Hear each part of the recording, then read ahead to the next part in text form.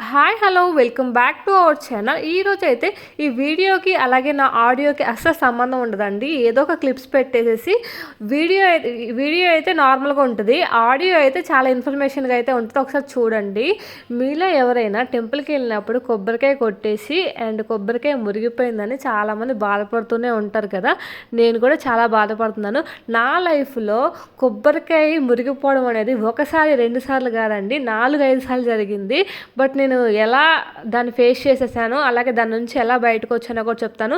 ఇంత చిన్న విషయమే కదా అనుకోవచ్చు, కాకపోతే నాలాగా చాలామంది ఫీల్ అవుతారేమో అని భయంతో ఏం భయపడొద్దని చెప్పడానికి కోసం మాత్రమే ఈ వీడియో చేస్తున్నానండి.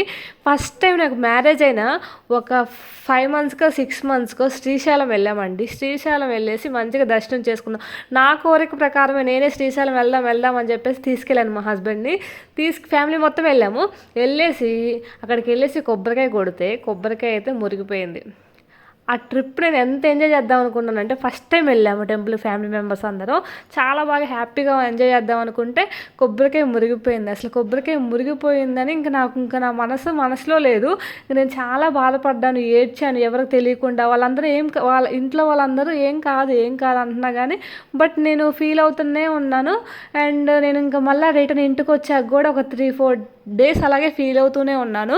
అయితే ఇంకా అలా ఫీల్ అవుతూ తర్వాత అలా ఫీల్ అవుతూ ఎట్లా ఏం కాదు మనకి అని చెప్పేసి ధైర్యంతో ఉంటే అసలు ఏం కాలేదండి.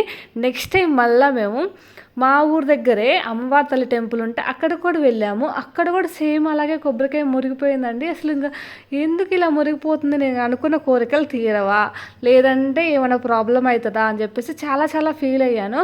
బట్ కాకపోతే మీరు అనుకున్న కోరికలు తీరాలన్నా కానీ టైం రావాలండి. మనం ఇప్పుడు ఏదో కోరుకున్నాం కదా, వెంటనే కొబ్బరికాయ బాగుంటే వెంటనే తీరుతాయి, కొబ్బరికాయ పాడైపోతే తీరదు అని ఏమి ఉండదు. కొబ్బరికాయ ప్రాబ్లం అదంతే. కొబ్బరికాయ లోపల పాడైపోయి వచ్చిందని మీరు గెస్ చేయలేరు, అది మనకెవరికి తెలియదు. చాలామంది లైఫ్లో ఒక్కసారన్నా కొబ్బరికాయ మురిగిపోయే ఉంటుంది. మీరు కామెంట్ చేసి చెప్పండి ఒకసారన్నా మీ లైఫ్లో ఇలా జరిగిందా అని చెప్పేసి. అండ్ నెక్స్ట్ టైం మళ్ళీ వేరే టెంపుల్కి వెళ్ళామండి. ఒక 2-3-4-5 సార్లు అయితే ఇలానే జరిగింది నాకు. కొబ్బరికాయ ఎలా నేను కొట్టడం, అది మురిగిపోవడం అలా జరుగుతుంది. నేను ఇంక అప్పుడేమనుకున్నా, నేనేం కొట్టట్లేదు కొబ్బరికాయ, మనం టెంపుల్లో వాళ్ళకి ఇస్తే వాళ్ళే కొడుతున్నారు, మనమేం కొట్టట్లేదు. కాకపోతే ఆ కొబ్బరికాయ మనం తీసుకొచ్చాము అంతే. అయితే నాకు తర్వాత నాకు కొబ్బరికాయ సెలెక్షన్ రాదేమో అని చెప్పేసి వేరే వాళ్ళతో కూడా సెలెక్షన్ చేయించి మరి కొబ్బరికాయ ఇచ్చాను. అప్పుడు కూడా మురిగిపోయింది.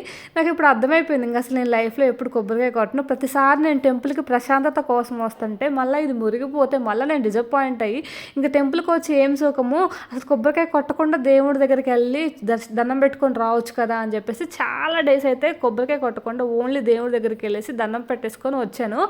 బట్ ఇప్పుడు మెల్లమెల్లగా ఇట్స్ ఓకే, ఏం కాదు, కొబ్బరికాయ అప్పుడు మురిగిపోయింది, తర్వాత నాకేమన్నా అయిందా అని నేను అనలైజ్ చేసుకుంటే ఏమీ కాలేదండి లైఫ్లో.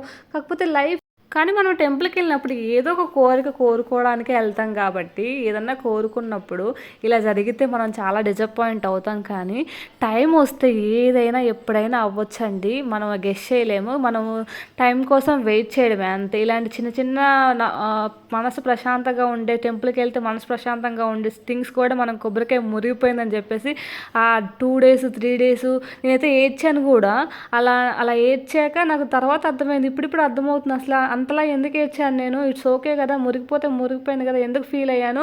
అలా ఫీల్ అయ్యి ఇంకా ఎక్కువ స్ట్రెస్ తెచ్చుకొని హెల్త్ అంతా ఖరాబ్ చేసుకున్నానేమో అనిపిస్తుంది. అండ్ మీలో ఎవరికైనా ఇలాంటి ఇన్సిడెంట్ జరిగితే అస్సలు భయపడొద్దండి. అందుకోసమే చెప్తున్నాను, ఏమీ కాదు.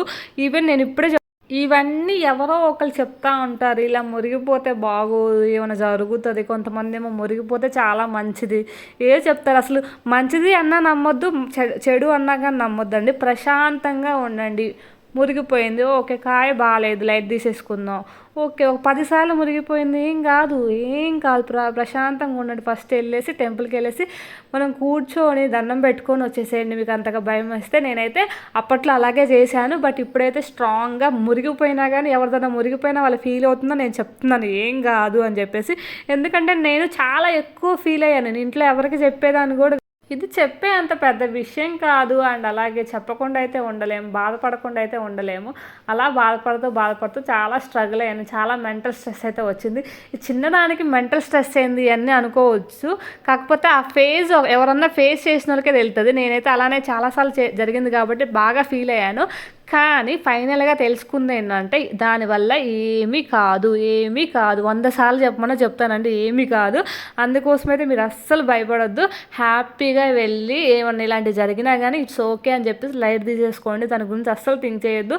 ఈ వీడియో మొత్తం చెప్పడానికి కారణం అయితే అదొక్కటే అండి. అలా జరిగినందుకు నేను చాలా బాధపడ్డాను. నాలాగా ఎవరైనా బాధపడతారేమో అనవసరంగా అని చెప్పి చెప్తున్నాను. ఇంతే అండి ఈ video. Thank you once again.